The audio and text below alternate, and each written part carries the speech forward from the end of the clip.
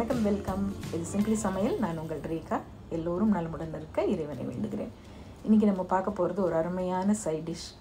எல்லா வித ரைஸ் வெரைட்டிஸ்க்கும் இது சூப்பராக இருக்கும். ஒரு சைவ சுக்கா ரெசிபி தான் பார்க்க போகிறோம். சாம்பார் சாதம், ரசம் சாதம், தயிர் சாதம், அப்புறம் வெரைட்டி ரைஸ், எலுமிச்சம்பழ சாதம், தேங்காய் சாதம், இந்த மாதிரி எல்லாத்துக்குமே அவ்வளோ டேஸ்டான ஃப்ளேவர்ஃபுல்லான ஒரு சைவ சுக்கா அதுதான் இன்றைக்கி செய்ய போகிறோம். இது எதில் செஞ்சுருக்கேன் அப்படின்னு வீடியோக்குள்ளே வந்து பாருங்கள். நம்ம சேனல் பிடிச்சிருந்ததுன்னா மறக்காமல் சப்ஸ்கிரைப் பண்ணிக்கோங்க. பெல் ஐக்கான் கிளிக் பண்ண மறந்துடாதீங்க. ஆல் பட்டனும் ப்ரெஸ் பண்ணிடுங்க. அப்போ தான் நான் போடுற வீடியோஸோட நோட்டிஃபிகேஷன் உடனே வரும். நீங்களும் மிஸ் பண்ணாமல் பார்க்கலாம். வாங்க இப்போ நம்ம கிச்சன் போய் இதை எப்படி செய்யலான்னு பார்க்கலாம்.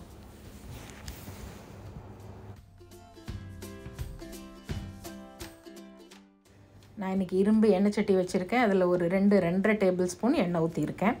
இன்றைக்கி நம்ம இந்த சுக்கா எதில் செய்ய போகிறோம் தெரியுங்களா?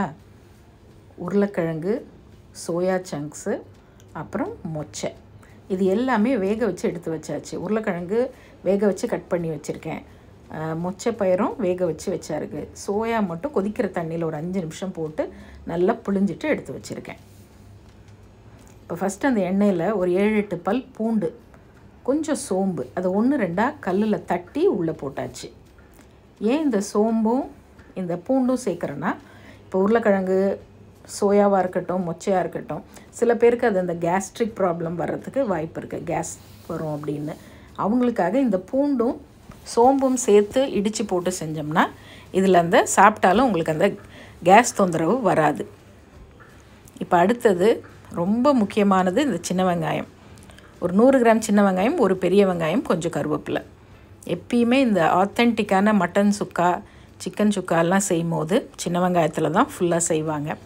சரி, நம்ம சைவம் தானே, அதனால் இது ரெண்டும் கலந்து போட்டுக்கலாம். நல்ல ஒரு கோல்டன் ப்ரௌனாக இந்த வெங்காயம் வதங்கி வரட்டும். இந்த சோம்பும் பூண்டும் எண்ணெயில் வதங்கும் போது ஒரு வாசனை அவ்வளோ சூப்பராக இருக்குங்க. அடுத்தது ஒரே ஒரு பழமான தக்காளியை கட் பண்ணி சேர்த்துக்கலாம். அது கூடவே 1 டீஸ்பூன் இஞ்சி பூண்டு பேஸ்ட்டும் சேர்த்துக்கிறேன். இப்போ இது எல்லாம் நல்ல ஒரு தொக்கு மாதிரி வதங்கி வந்துட்டோம். அதுக்கப்புறம் தேவையான மசாலாஸ் நம்ம சேர்த்துக்கலாம்.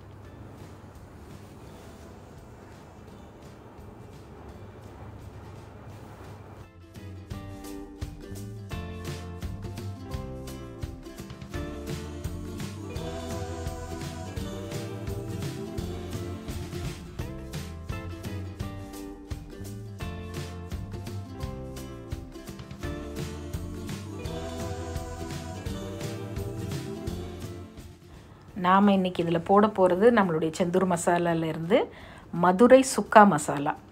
ஆத்தென்டிக்கான மதுரை ஸ்டைல் மசாலா இது. அது மதுரையிலே ஒரு ஃபேமஸான கேட்ரிங் நடத்துகிறவங்க, அவங்கக்கிட்டேருந்து ஆத்தென்டிக்கான ஒரு 50-60 வருஷம் உள்ள ரெசிபி இது வாங்கி நம்ம இந்த மசாலா செஞ்சுருக்கோம். இதில் மட்டன் சுக்கா, சிக்கன் சுக்காலாம் செஞ்சு பாருங்கள், அட்டகாசமாக இருக்கும். சைவமாக இருக்கவங்க இந்த மாதிரி சுக்காவும் ட்ரை பண்ணுங்கள். அடுத்தது இன்னும் புரட்டாசிலாம் வந்துருச்சுன்னா சைவமாக இந்த மாதிரி டிஃப்ரெண்ட்டாக செய்கிறதுக்கு கண்டிப்பாக உங்களுக்கு இந்த மசாலா யூஸ் ஆகும். இப்போ இது நல்லா வதங்கி வந்துருச்சு. 1/4 டீஸ்பூன் செந்தூர் மஞ்சத்தூள் சேர்க்குறேன். 1 டீஸ்பூன் செந்தூர் தனி மிளகாய் தூள், அது ரெண்டையும் சேர்த்து நல்லா வதக்கி விட்டுடுங்க. இப்போ லேசாக கொஞ்சம் தண்ணி, ஏன்னா இந்த மசாலா நல்லா அப்படி தொக்கு மாதிரி வரணும், அதுக்காக கொஞ்சமாக தண்ணி ஊற்றிக்கிங்க, ரொம்ப ஊற்ற வேண்டாம். கூடவே இந்த சுக்காவுக்கு தேவையான உப்பும் சேர்த்துடலாம். ஒரு 1/2 டீஸ்பூன் உப்பும் சேர்த்துட்டு நல்லா கலந்து விட்டுடலாம். ஒரு 2 நிமிஷம் மூடி கூட போட்டு மூடி வைங்க, அந்த பச்சை வாசனை போகிறதுக்காக. இப்போ நல்ல தொக்கு மாதிரி ஆயிடுச்சு பார்த்தீங்களா? அந்த எண்ணெய் எல்லாம் பிரிஞ்சு வந்திருக்கு. இப்போ இது எல்லாமே வேக வச்சது தான் அப்படிங்கிறதுனால நம்ம அப்படியே டைரெக்டாக போட்டுடலாம். நீங்கள் இதில் 3ஐயும் சேர்த்தும் போடலாம். சோயா மொச்சை போட்டுக்கலாம், இல்லை உருளைக்கிழங்கு மொச்சை போட்டுக்கலாம், இல்லை வெறும் சோயாலையும் செய்யலாம், இல்லை வெறும் மொச்சையிலையும் செய்யலாம். எப்படி வேணாலும் நீங்கள் செய்யலாம், உங்களுடைய விருப்பம். இப்போ நல்லா கலந்து விட்டாச்சு. இப்போ ஒரு மூடி வச்சுட்டு ஒரு 2 நிமிஷம் மிதமான தீயில் மூடி விடுங்க. ஸோ இந்த உப்பு, இந்த மசாலாலாம் கொஞ்சம் அதில் அப்படியே கலந்து வரும்.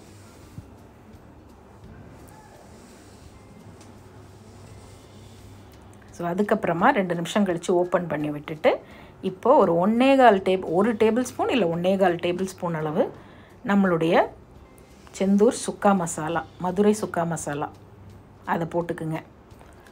நீங்கள் இதில் வேறு எந்த தாளிப்பும் போடவே தேவையில்லை. நம்மளோட சுக்கா மசாலா ஒன்று போட்டால் போகிறோம். அவ்வளோ மணமும் சுவையும் அட்டகாசமாக இருக்கும். வேணுங்கிறவங்க டிஸ்கிரிப்ஷன் பாக்ஸில் டீட்டெயில்ஸ் இருக்குது.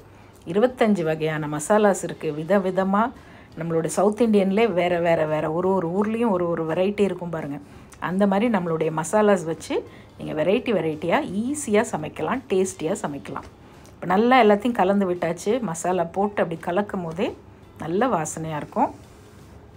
நல்லா கலந்து விட்டுட்டு மறுபடியும் இப்போ சிம்மரில் அப்படியே வச்சு ஒரு 5 நிமிஷம் மூடிடுங்க. நடுவில் ஒரு 2 நிமிஷத்துக்கு ஒரு தடவை திறந்து ஒரு தடவை கிளறி விட்டுட்டு மறுபடியும் மூடிடுங்க. கரெக்டாக 5 நிமிஷம் கழித்து பார்த்திங்கன்னா நல்லா சூப்பராக ரெடியாக இருக்கும். ஃபைனலாக கொஞ்சமாக பொடியாக நறுக்குன கொத்தமல்லி. ஆக்சுவலி மட்டன் சுக்காவில் கொத்தமல்லியே போட மாட்டாங்க. ஃபைனலாக கொஞ்சம் வறுத்த முந்திரியும் கருவேப்பிலையும் மேலே போடுவாங்க. சரி, எனக்கு கொஞ்சம் இந்த கொத்தமல்லி ஃப்ளேவர் பிடிக்குங்கிறதுனால நான் கொத்தமல்லி போட்டிருக்கேன். இது சைவம்ங்கிறதுனால முந்திரி போடலை. அது உங்கள் விருப்பம், போட்டுக்கிறதுனா போட்டுக்குங்க. நல்லா அப்படியே பெரட்டி விட்டு அப்படியே ஆஃப் பண்ணி வச்சிட்டிங்கன்னா சும்மா அப்படி இருக்கும் டேஸ்ட்டு. ட்ரை பண்ணி பாருங்கள். எனக்கு லெமன் ரைஸ் கூட இதை வச்சு சாப்பிட்டு பாருங்கள், ரொம்ப சூப்பராக இருக்கும். அதே மாதிரி சாம்பார் சாதம், ரசம் சாதம், தயிர் சாதம் 3த்து கூடயும் சூப்பர் காம்போ இது. ட்ரை பண்ணி பார்த்துட்டு எப்படி இருக்குதுன்னு சொல்லுங்கள். அண்ட் இன்னொரு ஃபென்டாஸ்டிக் ரெசிபியோட மறுபடியும் பார்க்குறேன். நம்ம சேனலை ஃபேஸ்புக்லேயும் இன்ஸ்டாகிராம் பேஜ்லேயும் ஃபாலோ பண்ண மறந்துடாதீங்க. இது சிம்பிளி சமையல். நான் உங்கள் ரேகா. தேங்க்ஸ் ஃபார் வாட்சிங். Take care. பை.